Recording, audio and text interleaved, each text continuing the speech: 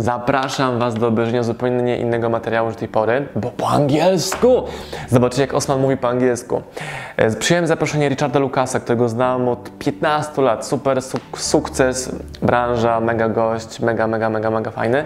I zaprosił mnie do swojego podcastu, live'a i wywiadu, gdzie mówimy w sumie o historii mojego życia. I Richard bardzo fajnie podsumowuje moje lekcje, wyciągając z nich taką mega fajną esencję. Więc polecam każdemu, kto mówi po angielsku, kto mówi po English i kto chce obejrzeć, jak to wygląda z perspektywy Richarda Lucasa, człowieka sukcesu, którego poznałem 15 lat temu i jak to jest spotkać się z nim po 15 latach. Zapraszam do oglądania. Good afternoon, good morning, good evening, good night, Project Kashmir. Good afternoon, Facebook Live audience, if you're here in Poland. Today we've got a very special guest on the show, Marcin Osman, who I haven't met face-to-face for a number of years. Marcin, I could try to introduce you, but why didn't you do it yourself the way that you do if you meet someone who doesn't know you and you want to get the most important things across? I would say I'm an entrepreneur, I'm a hustler, and I'm a person who's believing that selling is the cure to all problems in your business. So I'm a sales guy and I'm fascinated about selling, and my passion is to sell more and learn how to do it properly, better all the time, and how to teach people how they can sell more.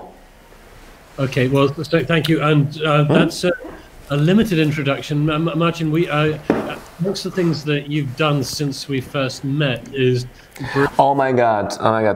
Since we first met, we've met in Cracow, Toastmasters Public Speaking Club in Klub pod Jaszczurami.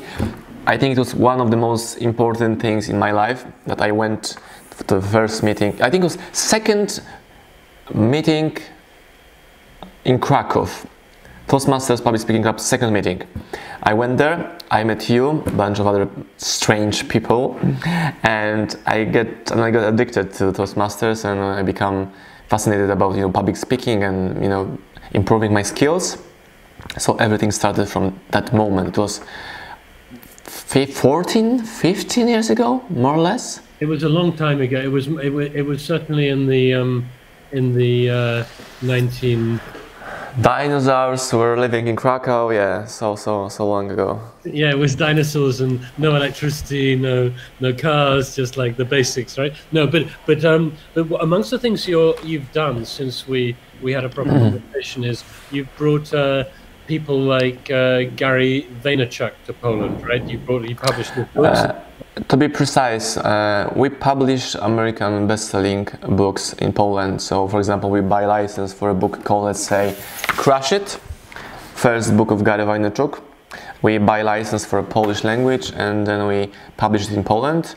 We promote it, we sell it, we introduce lessons from these books to Polish audience, and after this they are buying the stuff that we are recommending them. Our main philosophy is thank you economy. So we give a lot of upfront value content, webinars, videos, posts, and then people are interested in more, so they are buying books that we recommend them to buy. Like very brief distilled definition of things that we are doing in OSMpower. Okay, I'm just going to tell people now, if you're online and you're seeing this on Facebook, and you want to leave us a question in the comments channel, as we go along, I'm posting links, for example, to Marcin's webpage. But if you've got a question for me or for particularly Marcin, as you can ask me a question anytime, but I guess you can ask Marcin a question anytime, but he's not so often on the show. Then just post it underneath. And what's the name of your publishing? Because if you go to marcinosman.com.pl, you don't necessarily find the publishing company. What's the publishing company called? OSMpower.pl. OSMpower.pl. It might sound a bit OSM Power .pl. And what does that stand for? What's it short for? I would say it stands now. It's a kind of brand that OSMpower means like power that you get from the books, but at the very beginning I just created the shortcut, not Osman but OSM, adding power, and during next years this name became a brand of high quality books published in Polish in Poland. So that was the general idea, and I think it's a kind of example that the name, it's not necessarily so important. You can call your company, let's say, Zielona Żaba. It doesn't matter much at the beginning. It's about the value that you create around the brand and what are you giving to people and what are they starting thinking about the name that you created at the beginning. Absolutely right. And one of the purposes of this podcast is to introduce people to entrepreneurs. The second is to share experience and know-how. And if you think about names like Apple or Google, they're meaningless. They've got no meaning independent that's connected to the company whatsoever. But because they've got valuable services or products, then it becomes valuable. So the same in Poland. We have Allegro, we have Żabka, Biedronka. It's not connected with groceries at all. They establish a brand and hey, Biedronka means that we are selling such a things in such a places, such a prices for such a people. That's it. And I see that people are spending too much time thinking what should be the name of my company instead of talking to customers and doing MVPs and actually working, doing things. I remember many years ago when I was CEO of a company called PMR in Cracow, which is in business, has a new CEO. PMR, there were discussions in the marketing department about the color of the green in our logo. And I remember like a very sort of patronizing member of the marketing department looked at me and said, I didn't understand the emotional impact of color, which is true. I also do understand that McKinsey Consulting, which is the biggest, $5.7 billion revenue last year, has its logo is black ink on white, and it's McKinsey in a certain font. Goldman Sachs's logo, which is one of the top investment banks in the world, is it's the word Goldman Sachs, as far as I remember. I may be wrong about that, but the logo becomes valuable if what the company does is valuable. So okay, so part of the concept of this podcast is about the entrepreneurial journey. So I'd like to sort of go back to when you were a bit younger, before we met in Toastmasters, before maybe when you were a child, a teenager. Was it always clear to you that you might go into business on your own account, or did that idea come from somewhere? Did you have role models in your family? Now it's quite easy to spot some signals that, oh, okay, I'm more entrepreneurial than my friends, for example. But that time it wasn't like so obvious for me. Until I went to university and I moved to Cracow from a small village that I used to live, I felt like I'm strange. I felt like I was kind of outsider, and I couldn't find friends. And I thought that I'm strange, that something's wrong with me. And now I know that was something wrong with them, not with me. It was kind of signal that were showing my uniqueness. And from my point of view, uniqueness is the most important thing in business. Unique value, unique product, unique strategies, be able to create something strange, new, extraordinary, unordinary, and then fight for this and be ready to fight for it. For example, when we have new ideas, we are showing it to the people. Most of them at the beginning are saying it's shit, right? But then that understanding what are we wanted to say, tell, show. So I think it was kind of journey which helped me become person that I'm now. So I was doing different things. I used to work in London as a waiter. I used to work as a kid who was picking snails and selling it to the guys who were collecting it for restaurants. I was helping in my father's...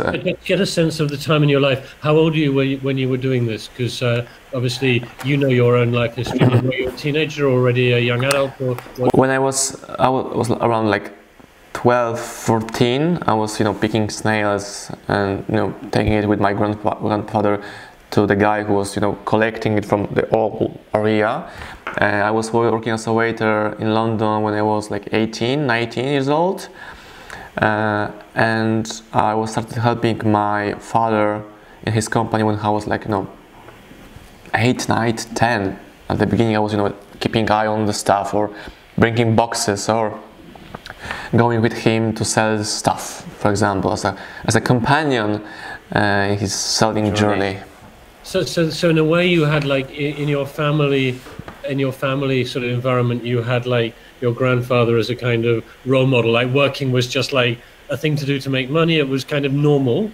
without it wasn't exactly your own business, but you were kind of creating your own value, finding the snails and stuff like that, I guess. Yeah, my grandfather was a postman, but after his work, like 8 to 4, for example, he was helping his wife, my grandmother, and she was doing small manufacture at home, doing kind of slippers from natural materials, leather and so on, all handmade. For example, they produce, I would say, like 20 pairs per week, and then we're selling it to bigger companies or shops for tourists, and they were hustling like 24. So you definitely had the role models back then, but in terms of what you thought you might do with your life, I mean, quite often there's this sort of annoying question kids get asked, like, what do you want to do when you grow up? And I quite often kids. But did you have a sense that what you might be? Did you want to be an astronaut or a pilot or a soldier or a fireman? Or did you think I'm going to have my own business? Yeah, I thought I would become a kind of IT guy, programmer maybe, the web developer, because I was good with the computers, right? That time, internet wasn't so popular, but we had like a small, like bytes per seconds. It was very slow that time, and people were telling me, okay, you're good with computers. It means that you become a web developer or something like this. I was good with the computers because computers were helping me earn money. When I was like 16, 17, I was hustling by working for people who were doing the praca magisterska.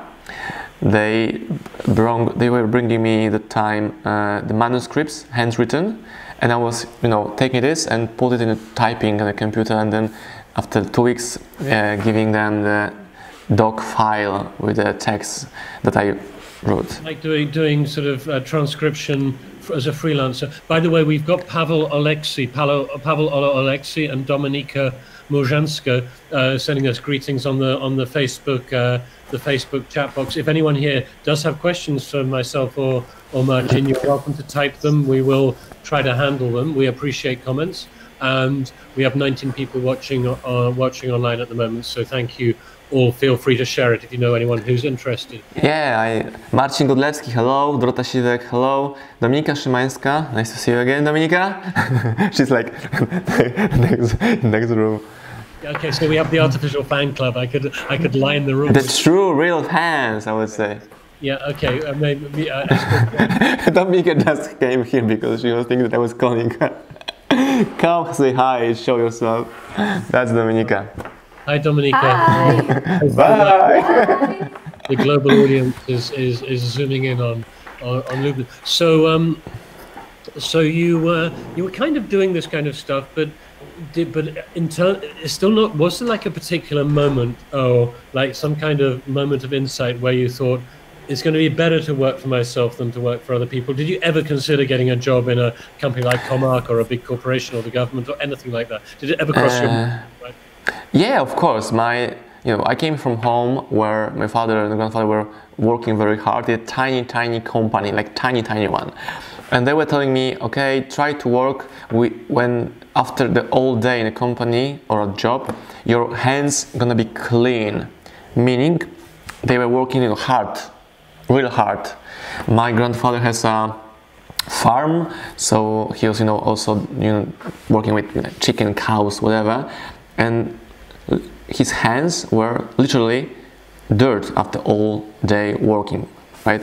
So the idea was to raise me as a dentist, as a priest, maybe as high-paid jobs. That was the dream. So basically, this is like the sort of what you might call the classic sort of, you might say, regular worker perspective. Like, you want your kids to have a better job than you, to have a better life than you, but for their perspective, a better life was getting a well-paid job. So almost like the sort of the... Or a clean one. Or that you can work from 8 to 5, not like from 5 to 10, 5 a.m. till 10 p.m. Okay. Asha Wojcik is also saying hi. Hi, Asik. I guess you're Asha. You call yourself Asik on your Facebook profile. Okay. So you didn't exactly have the push to go into business then at all. So what happened? Because I couldn't find. Yeah, I know that. I couldn't find the proper fit for me. I couldn't find the proper job for me. I was experimenting, doing different things. We've met because I organized Festiwal Przedsiębiorczości Boss in Cracow. That somehow I spotted that you're a nice guy, brilliant business person, so I invited you as a keynote speaker, and you did workshop called Nuts and Bolts in Business. I even remember the name of the workshop that you gave us that time, and that was my first real network I started doing and building. We've met that time, and 15 years later, we are still in touch. We're talking now. So when I was studying, I focused myself on finding new, different, strange people doing amazing things with success. Because somewhere I heard that you need to surround yourself with like-minded people. So I don't have so many of them around me now, so I need to find them. I don't know why I was so sure I will find you, Richard. I will find, Marta Filipowska, for example, that I've met in Toastmasters. And I remember the moment that I was in my students' dormitory, first year in Cracow, and I saw a tiny piece of paper on the wall saying Toastmasters Public Speaking Club meeting, please come. And second thing, Spotkania z biznesem by Studenckie Forum Business Center Club. So these two things, this tiny piece of paper with these two lines, invitation for these events, changed my life, because finally I could surround myself with amazing people with brilliant ideas. And for the first time I heard, hey Marcin, your ideas are great, you're awesome. Like, I'm awesome? My ideas are great? It's the first time I ever heard. Yeah, this is probably for people out there listening in different countries around the world, because I get a map, and we do have listeners all over the planet. There's a very important lesson here, which is that no matter where you are, however few opportunities you think you have, if you start going to meetings where business people and entrepreneurs show up because they want to show up, not because they have to be there, these things do exist.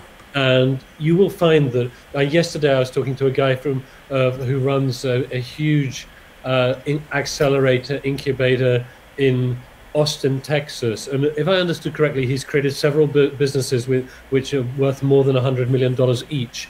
And what he does in his spare times is go out on the river and collect litter. He's got enough money, but he's more than willing. He's going to come over to Cracow for sure. In fact, maybe we could somehow get you together. I don't know if he's written a book, but it's just amazing how people who are successful because they're open. They're not successful because they shut themselves off. At least a certain percentage are, particularly entrepreneurs. And so, do go to meetings. And if you go and people reject you and you're mean to you, I apologize, but it's still better to go and risk that than not. If you don't go at all, you will never know. There's so much more to win. There's so little to lose. You don't have nothing. You have a lot of time. You have almost zero money. That was my situation. I had no money, so I become the master of barter, meaning that I get like almost everything that I wanted for free in exchange of my time or my attention. I remember when I was trying, to become a better runner, I understood I need to buy running shoes. And that time spending 400, 500 zloty per shoe for shoes, for me it was like crazy. That was my budget for the whole month, for food, not for shoes. So I just Googled it, that Nike Poland was doing kind of trainings in running around Błonie Krakowskie. I went for the first meeting and I saw, amazing car with the equipment for runners that you can test and try and so on. There was only 10 people who came for this event. So I went to the organizers and I told them, hey guys, you're doing amazing. I was like 19, 20 years old. And I told Nike Poland, hey, I'm gonna help you. Come to my university, I will bring 200, 300 people that will listen to your story, idea, and maybe they will join the running program that you are looking for new people right now, right? And we did it. and I organized it for free in my university. And as exchange, they gave me the running equipment, and they asked me, yeah.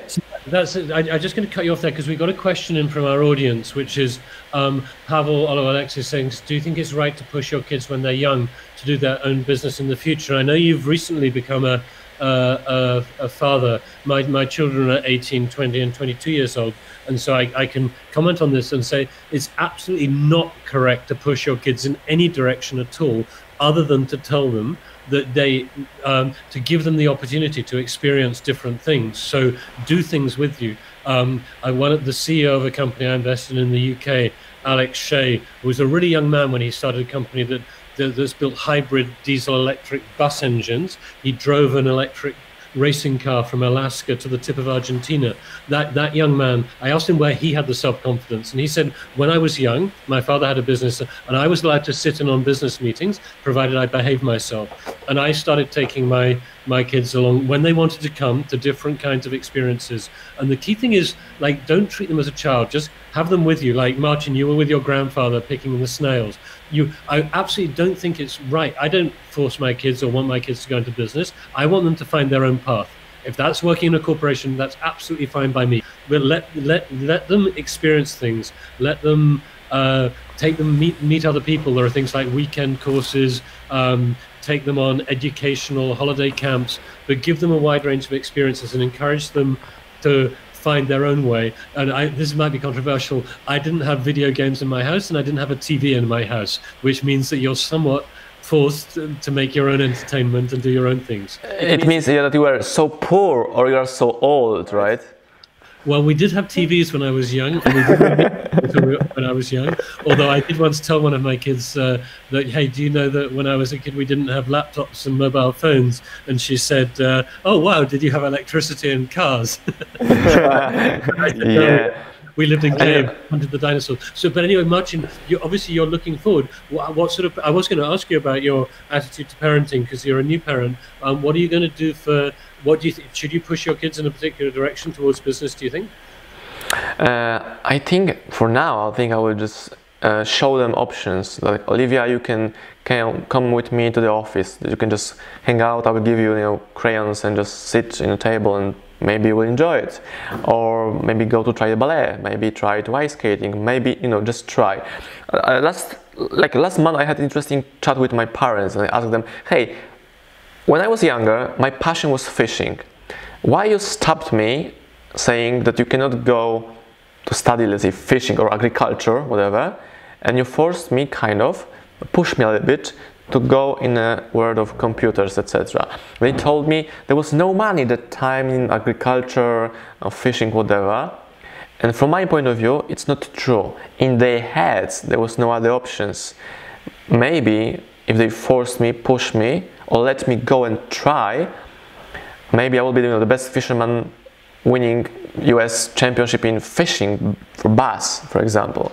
So I think it's about not stopping them to explore. They can go, try, fail, maybe succeed, or after failing a couple of times, they will say, okay, it's not for me, I will try something new. And I'm not only talking about people like teenagers, even people in the age like 20, 30, 40 years old, they still have limitations, but now they have more to lose. They are afraid of trying, checking, testing. They're afraid of to lose. It's interesting. I just I'm going to put up a link on the screen and in the show notes that we have I do a TEDx conference called TEDx Kazimierz. That's the traditional Jewish district of Cracow. And we recently had in the most recent talk, we had a recent event back in June 2018. We had a British lady called Michelle Hutchinson who wrote a book called The Happiest Kids in the World. And she and her co-author she's British, her co-author is American. They both married guys from Holland and were really amazed at how much better the Dutch way of bringing up kids is than the than the American way or the British way, and it very much applies to Poland, that the Dutch give, and they say you make kids happier by trying less hard. You're giving the kids more time to themselves. They play by themselves. Their kids cycle to school even when it's raining, so they get this sort of kind of tough, independent way of growing up without being what the Americans called helicopter parenting, where society is dangerous. So you go from your house to your parents' car, by your parents' car to somewhere to play, then the parents come and collect you, they take you away, and you don't experience society. So certainly let children experience society, let them make mistakes. There's another great TED talk by Giver Tully called 5 Dangerous Things to Let Your Kids Do. Then it starts with let them play with fire, then let them play with dark night. And it goes against the Polish tradition of protecting children, but I obviously keep them safe, but don't protect them too much. Give them experiences. The thing that I notice now, that when we go for a walk on Sunday, sunny Sunday, the park, there's like, half of the city going to the parks with kids, and all the time I hear lies, meaning like grandma is telling her 4-5 years old baby that you cannot do this because something's wrong gonna happen or bad, stop doing this because I will call your mother, don't take this stick because you're gonna get sick, or don't play with the dogs because it's gonna bite you. Lies. Are they protecting the kids or themselves? That's my observation from last weekend. I don't want to be someone who's lying to my own kid. You cannot take this stick because you're gonna get dirty. That's true. It's not true that you're gonna die when you try to lick the stick, right? I can give you a challenging. I think it's a very good idea to be. It sounds obvious. Be honest with your kids. Everyone's probably thinking at home, well, that's obvious. As someone who's had teenage children, let me give you a nice, interesting example. When my daughter, she was of the legal age, but she said, "Hey, Dad, you know how you always said you wanted me to be honest with you?" I said, "Yes." He said, "Well, I want to stay overnight with my boyfriend. I could lie to you like all my friends do, but I wanted you to know." And it was obviously quite a challenging conversation for a dad or a mum. But I actually, once I thought about it for a moment, I was so much happier to think that I was going to have my sons and my son and my daughters wanted to be honest with me. But it's a challenge. Don't think it's always going to be easy. Because you have drugs, sex, contraception, diseases, death, and kids. But it's a better way to. And part of being an entrepreneur is about being realistic, looking at the world the way it is, not the way it should be. But listen, as an adult, I had exactly, almost the same situation yesterday. I was speaking on a conference yesterday in Warsaw, and there was 2 kinds of tickets, like regular and VIP. I was giving the lecture in the VIP section, and I met a friend, and she bought regular ticket, like meaning cheaper ticket. And she asked me, "Can I go to see your keynote?" Yes, I said, "Yeah, of course." But the guard standing next to the venue told, "You cannot go there because you don't have access to this part of the event." So I went to the organizers and I told them, "Hey, I can lie to you. I can just give my badge to my friend, but it will be great if you let her come to the room for like 1 hour. It will mean a lot to me." And they felt uncomfortable, and at the back of my head I thought maybe they prefer to be lied by someone of not knowing that something illegal is going in the event, on the party or event. But I'm a huge fan of transparency and talking with people. Even if she said no to me, that's fine, that's okay. I ask about it, and maybe then we'll be thinking about what we can do else do. That's another interesting entrepreneurial lesson. That if you don't ask for things, for sure you won't get them. Maybe people say no, Sure. yes, maybe they say no, but if you don't ask. I just noticed that Pavel Alexei, this is for our podcast listeners, wrote on the chat that he lets his kids learn from from his mistakes, to try and show them options not to make them in the future. But of course, I would say that it's easy to look back at your life and say what's a mistake. It's not always easy to look forward and say what's a mistake. Go on.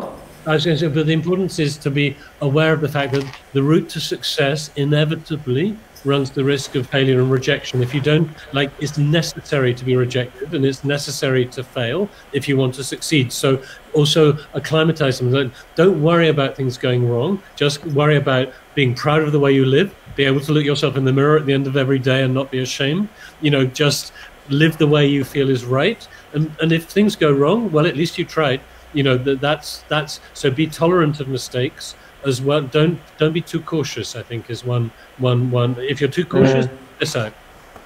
I think I have like something interesting which gonna help a lot of people. I think it is helping me a lot, and I'm sharing this idea to any of my friends, which is I like to play with being uncomfortable in a comfortable situations. Meaning, I like to ask for a discount when I'm buying a coffee. Hey, can I get like a 1 zloty discount for a coffee? Most of the time I hear no, but sometimes I hear yes. Sometimes I'm getting coffee for free. So this thing with I'm playing with being uncomfortable in the normal situations are helping me to become tougher, because I heard no for millions of times. So when I hear the business no, I'm saying okay, next person, next deal, next business, next time. So try to be uncomfortable, notice that you feel uncomfortable, and try to do it anyway. In baby steps, in tiny things. Ask for small discounts, talk to strangers. I can hear myself in reverse. No, I was just loading up a video I was going to post in response to the next question. And it's so if you are on an airport, try to go to a stranger who's reading a newspaper and ask him, hey, can I get this newspaper like for 5 minutes? Most of people gonna say, are you kidding me, are you crazy? Or if they are from Australia, they will say, yeah, of course, take it, mate. So playing with the comfort and feel uncomfortable in your real life, normal life, everyday life, gonna prepare you for a huge yes and for a huge no. Yeah, that's my idea, and I'm working with this all the time. When I notice that I'm starting feeling uncomfortable, I'm going forward, not backward with this. Yes, a next question has come in from Mariusz Malek, saying that when a child grows up, society tries from school to give them neutral resources and general form creativity and imagination are one of the most valuable resources, which is destroyed in children. A great path is to give children time in the first part of life to free think and undermining everything around, and first of all teach them sales. I've just posted a link into the most popular TED talk of all time, is Ken Robinson's talk about how schools kill creativity.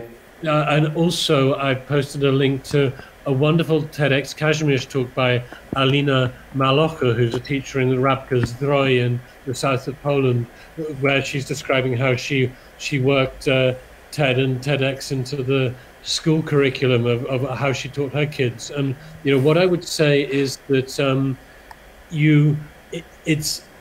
Poland has a tradition of pessimism. It's not always true, but as a foreigner in Poland, teraz jestem Polakiem, I'm a full Polish national, I'm very happy to be Polish, but very often foreigners cannot understand why you moved to Poland. Sorry, Polish people, they say, well, why Poland?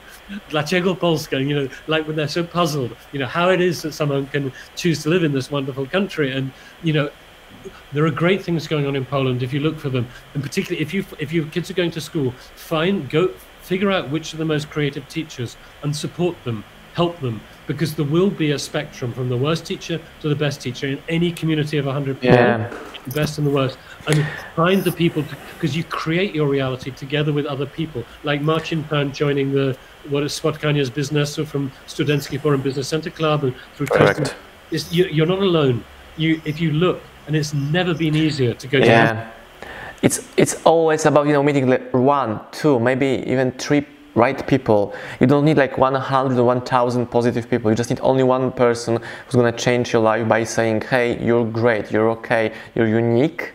When you are younger and your self-belief is not so strong. Now I don't care if you say that I'm stupid, I'm an ass. I don't care, because I know who I am. My self-believing, my self-confidence is high level. So I'm ready to go to do things that I'm need to do without looking what someone is saying or thinking about me. I met amazing mentors when I was on a university. Krzysztof Molenda, he was professor in my university. Tadziu Golonka, two, three people that I remember now, and I've met tens of professors that time, and now I don't even remember the names of them, of their names, right? They don't care. We don't care now. I just focus only on good things that happened in the past, how to take lessons from this. I'm very thankful to these people that I just mentioned, and that's it. Let's go forward. Let's look forward, not backward. Yeah, exactly. So I'm just posting a link on the screen to the TEDx talk I was talking about. Let's jump back. We got on to raising children, which is a great topic. We're more than open to more questions. I see we have a comment from Ashik Wojcik saying that children are the teachers of life and have pure awareness. Raising children is important. Listen to podcasts with them. There's an amazing story. It was a Gary Vaynerchuk podcast I listened to. They had a British dad, because Gary Vaynerchuk, for those who don't know, he's written this book that Marcin has brought to Poland called Cracow. He has an incredibly powerful... he wrote 5 books, and we are talking about this book, Wybij się, which English title is Crushing It, and Polish is Wybij się. Hold up, can you hold them both up? I'm going to take a screenshot hang on a moment, I'm going to make you full screen now. If you hold both up, both books together. Can you hold both books together? That's it, perfect. I'll try and share that on the page. Thank you for that. Gary Vaynerchuk talks all the time about self-awareness. He says, don't be driven to do what other people expect of you. If your parents are pushing you, if your society is pushing you, you're trying to impress your friends, stop. Figure out what you care about and do that. And he says, he's a kind of workaholic, but he doesn't. Yeah, it is. He doesn't advocate other people being workaholics, but he says that if you're not happy with your life, you work, 9 till 5 in a corporation, and you dream of having your own thing. He says you've got plenty of time to do that if you want to, but then you have to give up on watching TV, you have to give up on playing video games, you have to give up on the stuff that doesn't matter. And if you carry on watching TV and Game of Thrones and Lost, and you don't spend you can do it, but you cannot complain. If you complain, stop bitching, start doing. It's absolutely fine to watch Netflix 24/24. It's fine if you're not complaining that your life sucks. But I'll try. I won't be able to generate the link now, but I'll put it in the show notes. There's a very powerful Gary Vaynerchuk where a British dad phoned in saying that he and his daughter used to listen to Gary Vaynerchuk podcasts on the way into school, and it was something to do with bullying in school, and he knew that his daughter was suffering from being bullied and mobbing and so on in school, and as a result of the podcast, his daughter said, I'm going to do something about this, because she had a problem. The point was that she wanted to change her life, and she spoke to the teacher, and it ended up with the school teacher and the parents, because it's embarrassing for a kid. Quite often, a kid doesn't want to share their problems with their parents, but it ended up with the bully and the bullied daughter talking to each other, with a teacher there being supported, and it changed her life. So the point there is that you can even as a child change things. But I want to come back to the adult Marcin. So we're going back to your entrepreneurial journey, because we went off on an important tangent, and this isn't a structured 20-minute. This is a conversation. When did you have the business idea that you feel made you successful? Was it like a breakthrough idea that you suddenly figured out, if I do this can make me economically successful? I had my first company in Cracow. It was like a media company that we were helping other companies to promote them, mostly in the internet. And I lost this company. I finished with a high debt, and this company stopped existing after 3 years of doing quite great. And that time I was thinking, what I did wrong? What went wrong? It wasn't about blaming other people. What I was doing wrong? And I noticed something interesting. If I became the master of selling, nothing's wrong gonna happen to me.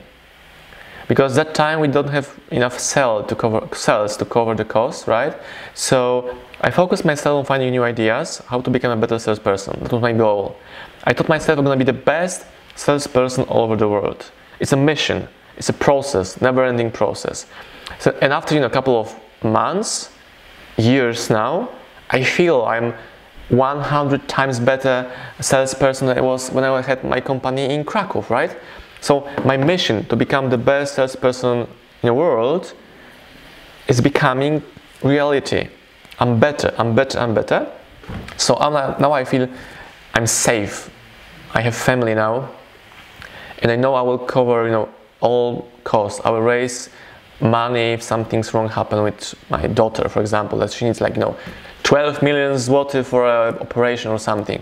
I know that through the sale process that I'm able to raise money, I can find money for my company, for my goals, from my bills to pay. So that was my breakthrough. I understood this. For me, for Marcin, the easiest way to earn money is to become the best salesperson. So that's my mission when I wake up each morning, to become a better salesperson. Okay, so basically you had a business in Cracow that didn't work out. It failed, and in your reflections as to why it failed, you figured out that you had a problem with sales. So you took a kind of strategic decision that you were going to get great at. Okay, correct. I'll stop on that point. Anyone listening to this, whether or not you agree with Marcin that sales is the most important thing, it's definitely the case that being good at sales is going to help you whether or not you go into business. You can work for the police, but if you have an idea to change something in the police, are you dying, Richard? Are you dying now? I've actually not been too well for a few days, but I prefer to be busy than not, and I live in Cracow, where we're blessed with a wonderful climate. But I wanted to come back to, I don't think we've got to the end of this story. So I was just saying, get good at sales, learn how to, and it's extremely easy. You go to Google and you type how to get good at sales. You can go on courses or read books that Marcin's written. I'm also going to publish a link to a company called NCS, run by Przemek Stanisz here in Cracow, because he's a very good member of our startup community. He's often giving workshops for free in schools and so on about the issue of sales, and I feel it's reasonable to give a shout out to members of the community. There's not one person, and it's not something you can learn overnight, but getting good at sales is vital. But just because you decided to get good at sales doesn't mean that you had a successful business. So what happened next? What happens next? I understood that I created a company which I didn't want it to work in, meaning that I didn't want to work for someone else. So I set up a company. I did everything that books and friends were telling me: find an office, find a business partner, find your employees, find customers, do the job. But there's so many ways to earn money. There's not only one way. And I created a company, huge costs, huge office in the center of Cracow.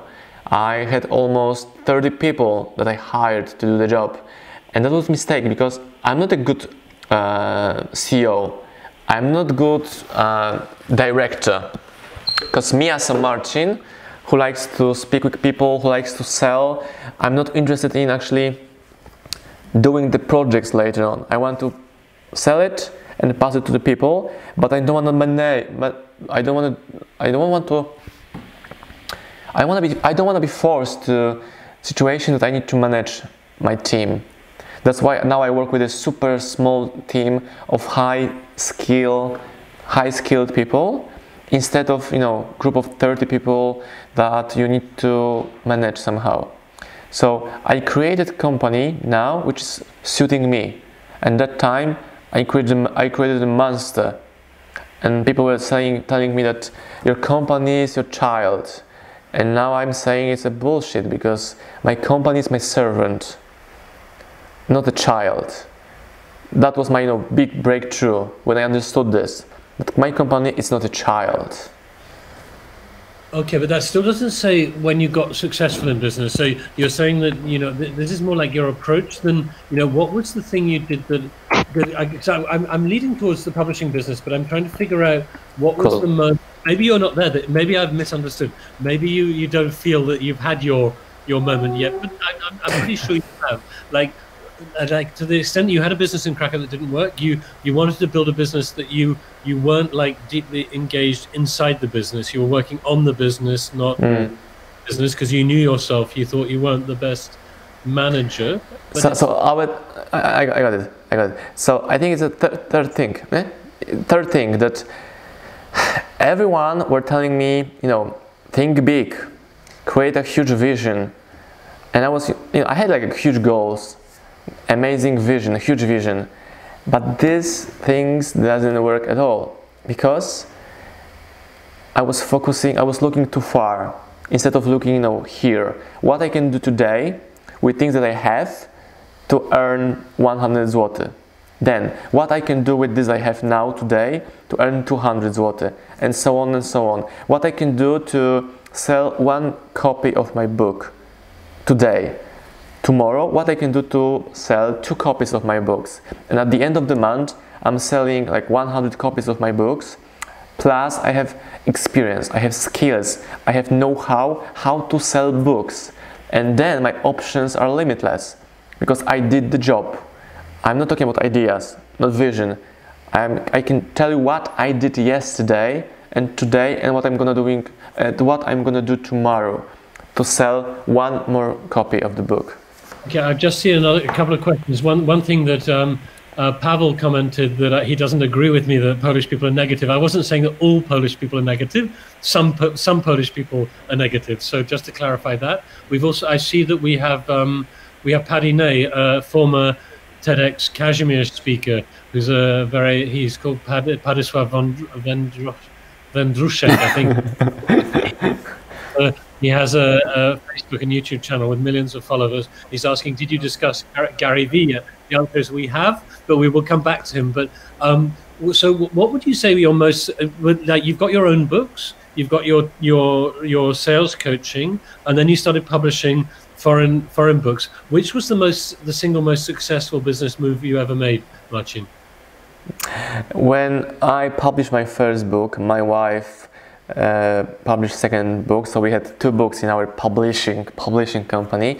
I understood that, hey, I love to sell more books, but I'm not a huge fan of writing the books. So I thought, maybe I'm gonna buy license for American best-selling books and publish it in Poland, and then I can only focus on marketing and selling. You know, eliminating the stuff I don't like writing. Writing takes time. When you buy license, it's much shorter. You just hire a translator, and 2 months later you have a book. 1 month later you can collect the book from the print, and that's it. You're done. You can focus on selling. So that was huge, amazing turn in a way I was doing business. And second thing, sorry to cut you off there. There's a lesson to learn there, that if you've got a sales channel, it's a very good idea to think, what else can you sell through your sales channel? Correct. What the customers for my thing also want that I can sell, because the cost of acquiring a customer is kind of fixed. If you can sell more things of value to that customer, good things, not ripping them off, find things that they actually will value, then they'll appreciate more. So one is creating more products of your own, but as Marcin says, you're limited in your capacity, so looking for other things that you can sell to your existing customers is a great idea. So just make a note of that. What else can your customers buy? Marcin, what was the second point you were going to make? The second thing, that when I published my book, so I knew how to publish a book. When I buy first license for American book, when I was trying to buy a first license of American book, they told me, hey Marcin, you're cool, nice guy, whatever, but you don't have portfolio of other titles, meaning that we cannot sell you, best-selling authors from the list because you are amateur. If you want to be, direct with the things that they want to tell me. So okay, I need to build a portfolio. Cool, understood. Let's meet, in a 2 years time. And exactly 2 years later, I had a portfolio of books, high quality books, but not like a top authors, but still high quality books. And I went back to this publisher. Hey, now I'm ready to buy Anthony Robbins' book. Anthony Robbins is a super famous guy in coaching and teaching people how to become better person and whatever.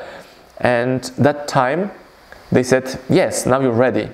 And they sold me the right to represent Tony Robbins in Poland as Tony Robbins' publisher. It was huge. I was like kind of underdog.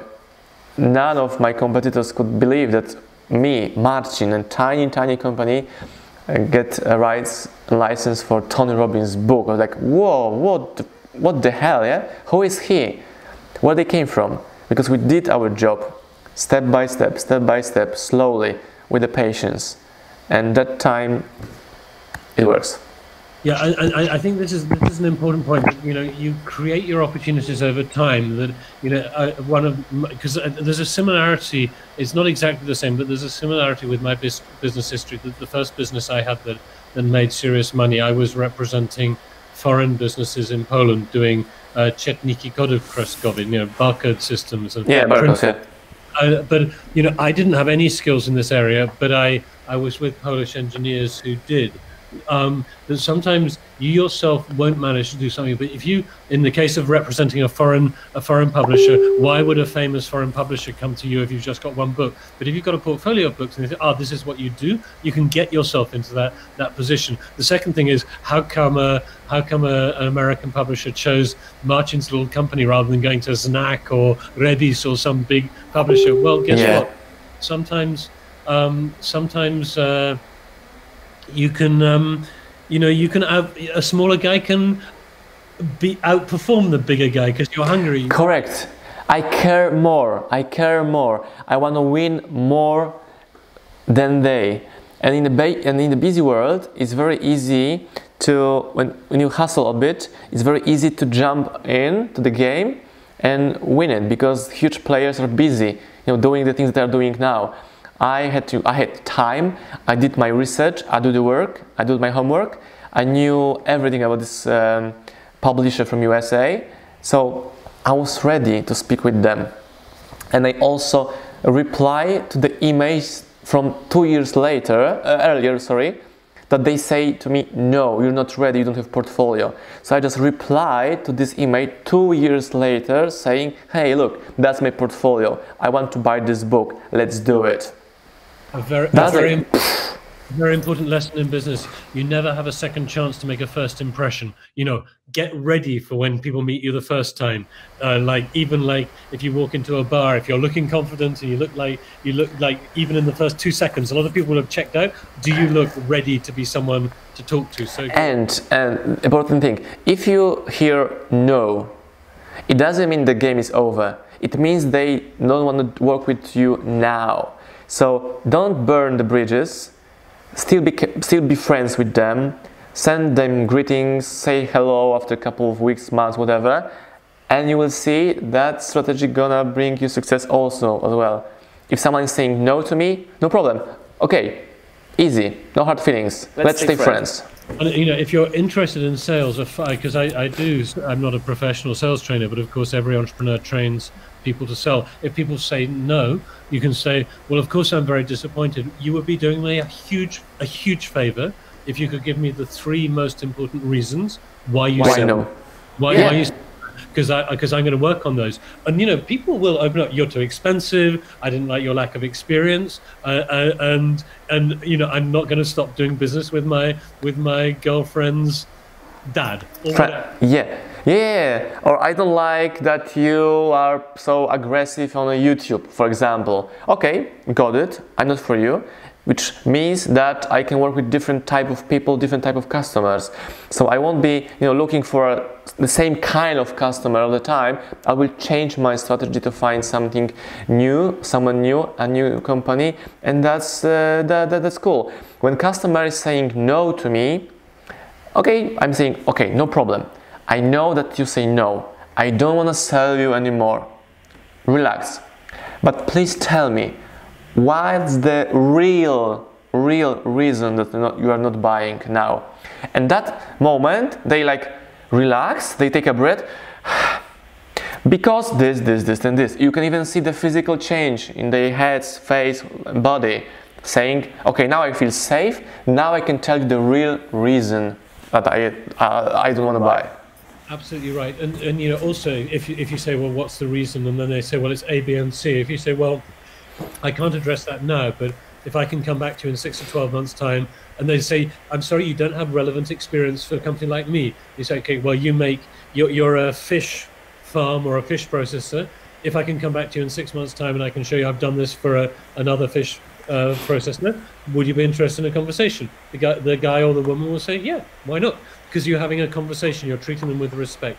So that's a little jump into sales. So did you get to meet any of these famous Western authors when you started bringing their puts? What's the closest you ever got to Gary Vaynerchuk? Yeah, we have the best relationship with Gary for all authors that we publish in Poland. We did like 3 or 4 interviews. I talked with him like for 3-4 hours total. I spent a lot of time with his employee D-Rock, the guy with the camera. So it was very important thing for me to to spend time with D-Rock and taking so much knowledge from the guy who's spending time with Gary all the time. We've met with Fredrik Eklund. He came to Poland 2 years ago and we spent 2 days together. Gary V was in Poland last year, but we didn't speak much because he was busy time. He just came, give a lecture, and he flew back to London. Josh Altman, the Altman brothers, they came to Poland for 3 days, and we spent around 2 days together. Walking in Warsaw, just sightseeing, having coffee and just talking. What I would suggest, Marcin, is possibly don't do it now, but if you can post links after this is over in the comment channel or send them to me, I'll add them, because although this will go in the show notes for our podcast listeners, but if you've written any relevant content, or not just links to the books, but like your personal reflections, but as someone, because I'm quite a few, there's an overlap between the people who listen to this show and Gary Vaynerchuk fans for sure. What would you say the things is there anything as a result of having talked to him that is different from the public persona, the stuff that you feel you understand better, or what are your main reflections on the things you do? People didn't know or don't wanna see it actually, that Gary V is super hyper calm guy, super hyper patient guy. When you speak with him, you have full attention. He's listening to you, he's focusing on you, he's not checking phone, he's giving you attention. That's the huge surprise for people. When you see Fredrik Eklund, he's a TV star from New York. He looks like extroverted guy, but in real life he's super introvertic. Mm-hmm. So different people have different stage personas. Mm-hmm. And I love Gary Vaynerchuk because he's honest, he's real badass, he's patient. You know why I published his books and why he was in Poland? Because 6 or 7 years ago, I posted a comment on his video saying, Gary, you're awesome. And he replied saying, no, Marcin, you're awesome. Like many years ago, these tiny things. It was like an idea pointed in my head, in my brain, that grow, and a few years later I'm his publisher and we buy a license for all books and he was in Poland. Like one tiny reply for the comments, and we implemented so much from him to our business, and these things works. Now I'm wearing the jumper, which saying hard work forever pays. And now and on the sleeve there's a sentence saying go do. Mm-hmm. And that's amazing thing to it resonates with me, right? I think that hard work always pays if you're smart in the same time. People don't want to work hard, so that's a huge advantage. If you're a hard worker, you're thinking, changing, exploring, are willing to work with, even if you feel uncomfortable with something, that's huge advantage in business life and whatever. Yeah, and okay, so I mean, there's one aspect I have no idea of the economics of this. Maybe it's confidential, but I'm curious. I'll ask anyway, and you can just not answer. Yeah, go on. How much does it cost to get the license of a famous, or how much did you have to risk when you took on the license of the? Because I guess once you got 20, and the others came easily. Like the first one is the hardest, right? Maybe. The most expensive was Tony Robbins. It was, thousands of dollars. But for example, up to $1 million is still thousands. So. I know. It's kind of confidential, but let's say it's around 100,000 zlotys, more or less. It's not 10,000 zlotys, 100,000, more or less. I would say like this. It's about giving the proper between $10,000 and $50,000, basically. I was around $20,000 to $30,000, right? But that's only beginning. You need to pay for translation. You need to pay for print, storage, marketing, and remember that this product costs 49 zloty. So let's say $10, $11. So the scale needs to be huge. Now it's much easier because with each new book it's easier. We have database of customers. We have the process of selling, of sending, packaging, and many things. It's done now, and we are very it's much easier. At the beginning, I had one book. I was selling by my own.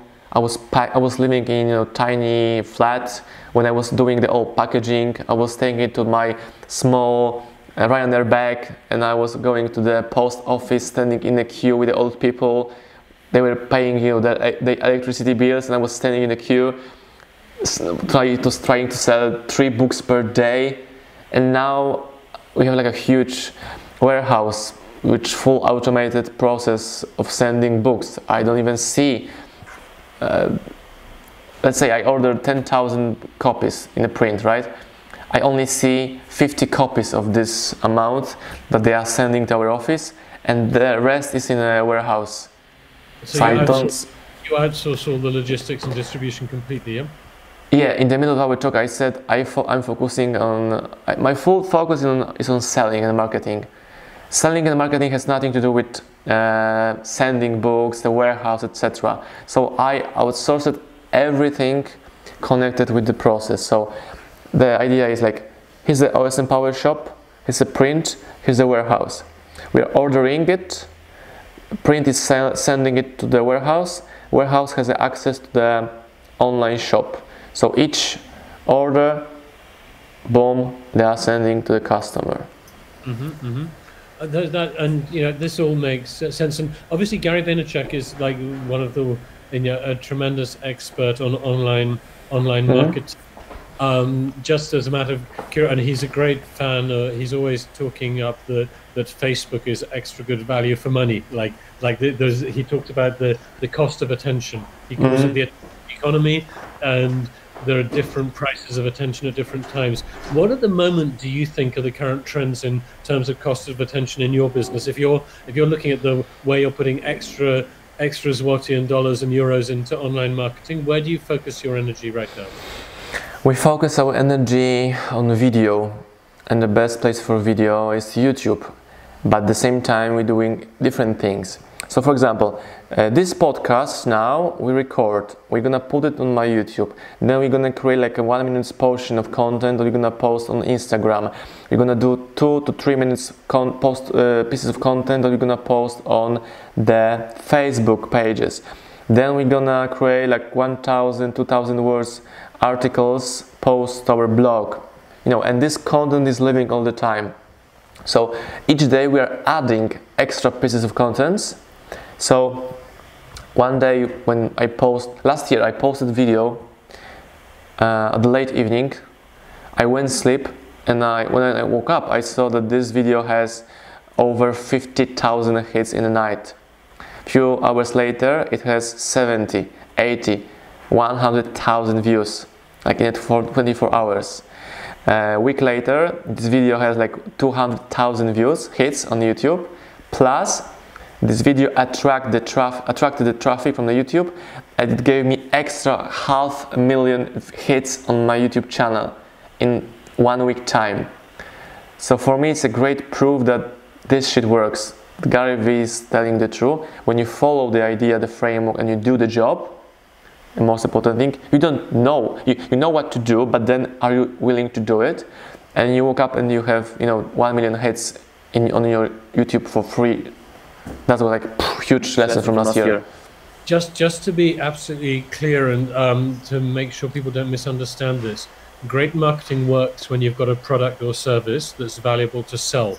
You can have all the promotion in the world, but if your product offering or your service offering is weak, the more you market it, the quicker you go out of business. So don't put tons of resources into creating content and to push something that isn't valuable. You have to have some core value, because otherwise you're wasting your time. So and Marcin's right, Gary Vaynerchuk was right. This is all true, provided the underlying value is there, because you can go crazy promoting a crap book, and at the end of the day, if you get a sale, all people remember you for is the person who delivered them a crap book, right?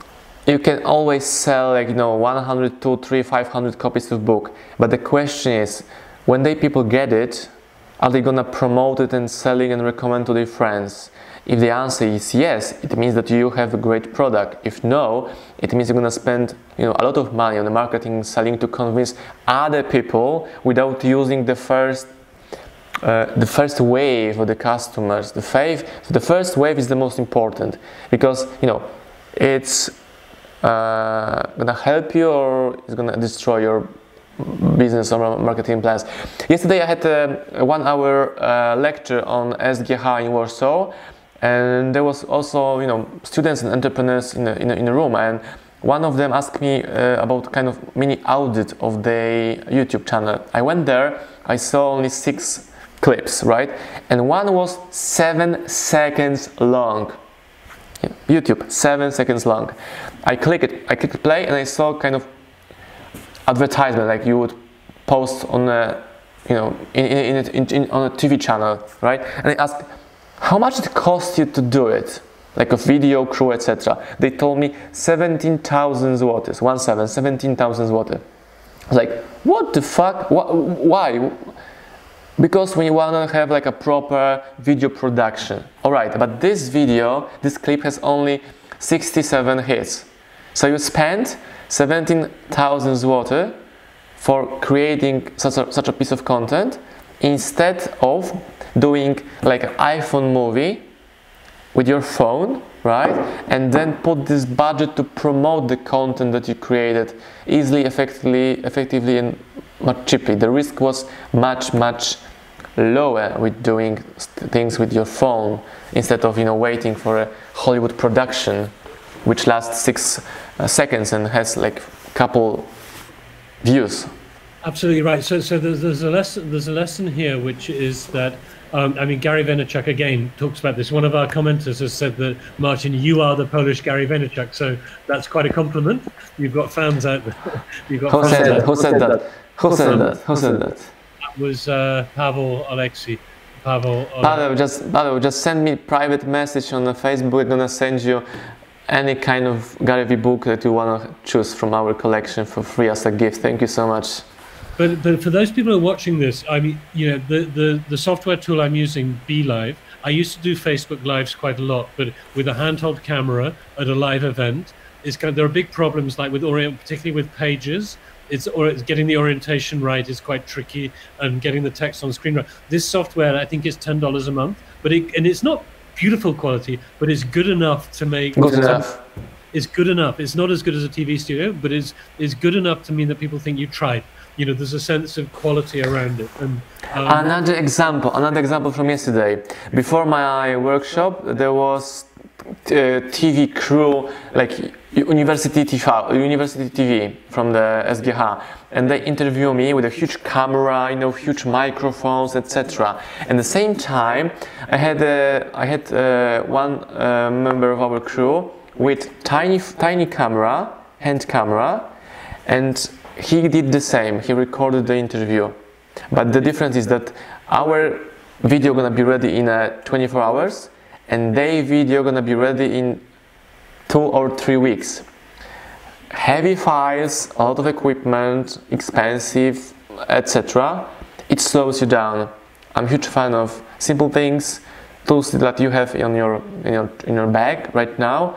Start working with this and then decide, are you willing to spend more money on a proper crew?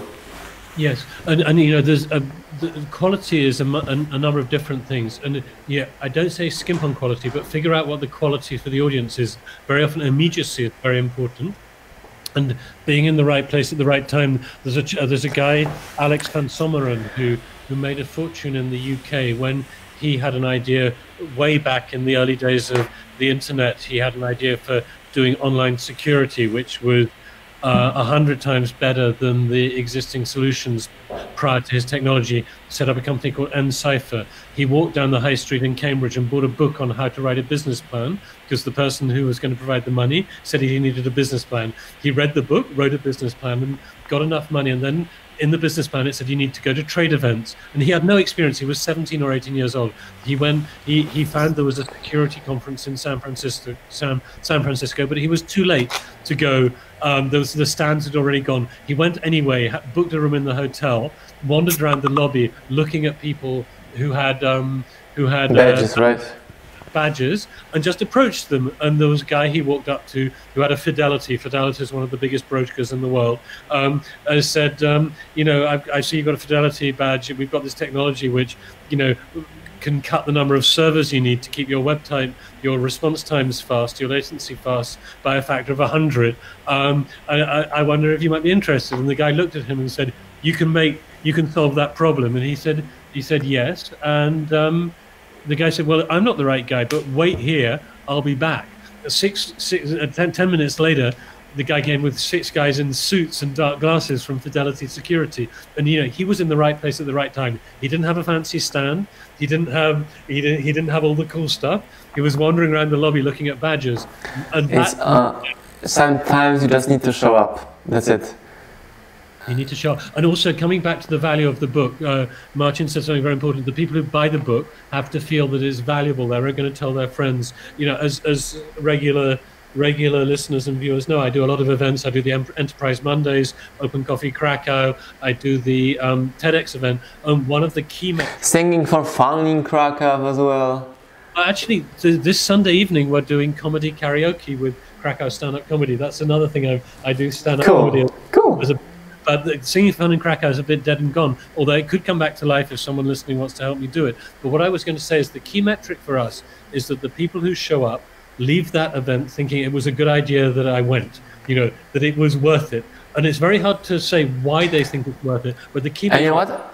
I think it's important, one nice idea. People are coming too late and leaving too early.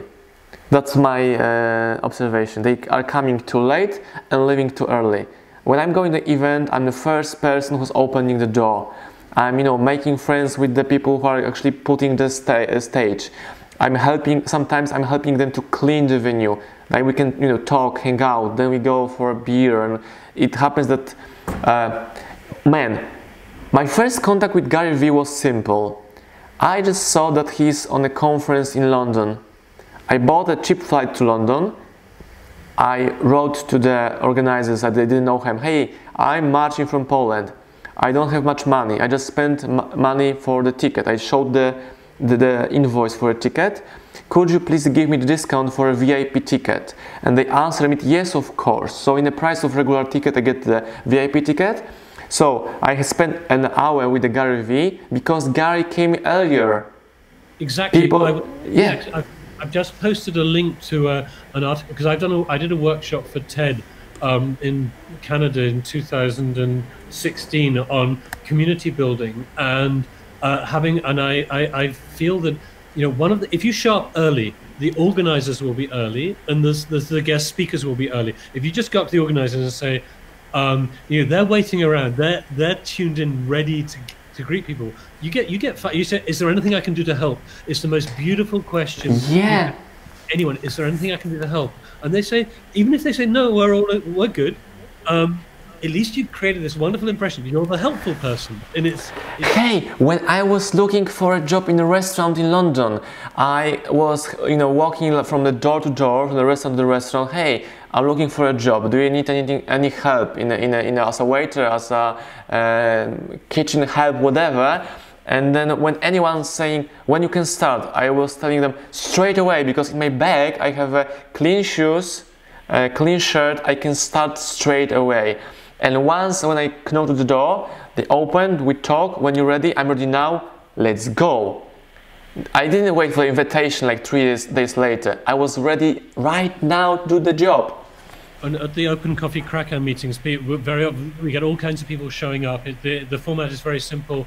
Everyone in the room gets 2 minutes or 1 minute to say who they are, what they do, what they're looking for, and what they can offer other people there.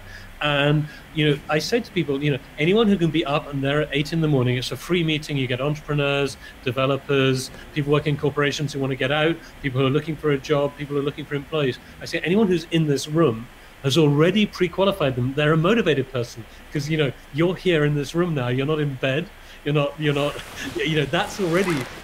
What sort of employees do you want? The guys who are there, the women who are there, or the ones who are asleep? I think it's obvious, right? Also, it's about, when you go there, you are doing the job, not eating the sandwiches. Grant Cardone once said that if you cannot wait till the end of the meeting, that you need to go to the toilet in the middle of the meeting, it means that this meeting is not important for you. Control your bladder if you want to control your customers. It's so powerful, right? Oh, I need to go to the toilet. Wait till the end of the meeting. That's more important than going to the toilet. Or think about earlier, about going to the toilet. Think ahead. We just had a question from Grzesiek Gorszynski saying, is Marcin Osman going to come to Open Coffee? I'm inviting you to come to Open Coffee Cracow. It's every 2 weeks. Will you come to Open Coffee Cracow before the end of the year? It's possible. I don't have anything to do in business in Krakow. If we block it with different things, that I will come for all day, so I will definitely come. So I will have in my mind that this meeting exists, and when I will planning coming to Krakow, I will squeeze everything in one day to come. What we might do is put it together with the Cracow Enterprise Mondays, because that's something I founded together with Evelina. We could have a Cracow Enterprise Mondays on a Wednesday evening. You could do that the evening before. And yeah, correct. Aiming for Q4 this year. It's a long, if we think ahead, we'll figure it out.